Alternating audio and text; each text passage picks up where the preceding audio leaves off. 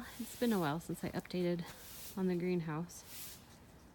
I was trying to take some pictures and then realized I could just do a video.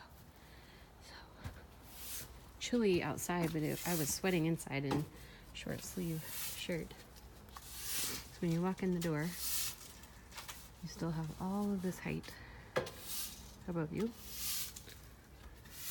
Right now it's insulated because it's cold in Minnesota. Let me get in. Shut the door. It's still pretty warm in here. It smells really good too. It smells like dirt.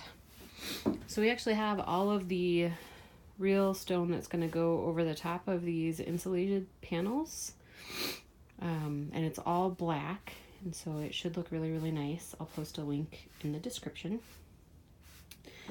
But you can see how many seeds we have started already, with more to be done. We're still about 6 to 8 weeks from last frost, maybe.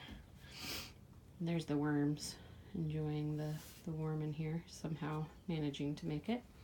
So when you go down the stairs, it's hard to go down the stairs when you're watching through a camera. Okay, so then this is at my, I don't know, slightly under my hip level. And I'm not that tall, of course. So it's really nice for working because it's right at my work height where I would want it to be when things are in pots and whatnot. And then still like, whoa. Yes, I won't do that again, but you can rewind if you want to hear it again. Look how pretty it is out there with the sun setting. Well, I guess you're looking at a wall, but I can see it a little bit clearer. So yeah, that's the greenhouse update. And then down there is still quite a bit. I don't know, from the bench down, maybe 8 feet. And this right here is where we're putting in a big water tank. We gotta move the rabbit cage out. There's no rabbit in it right now. We're gonna put in a big water tank right there and try to do perch or another type of fish and do aquaponics going up this wall.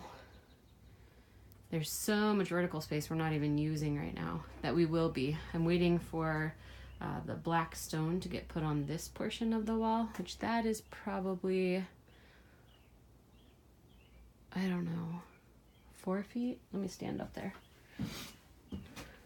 Sorry, that's not a pretty picture at all.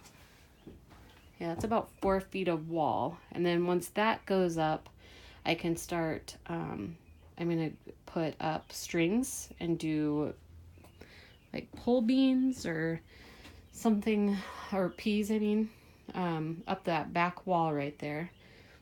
And then maybe up here, I was thinking where that ledge is, putting in some like rain gutter type material and growing some things right there and trailing it up those, struts? I don't know what the heck those are called.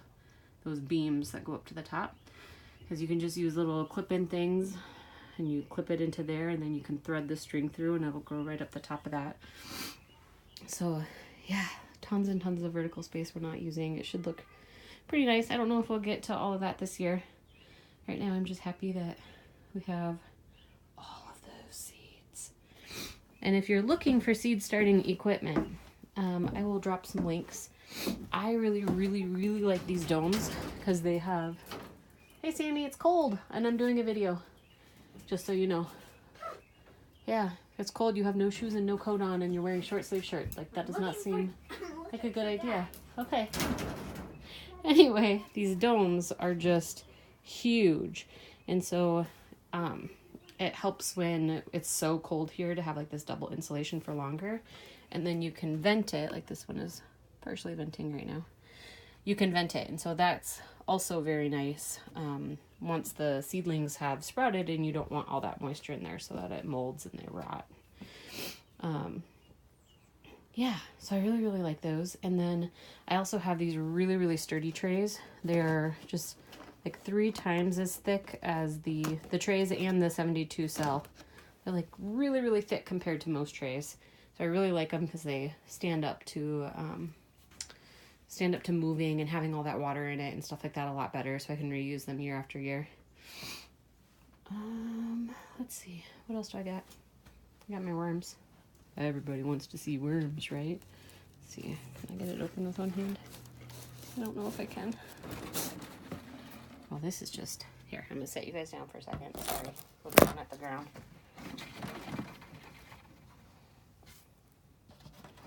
So interesting.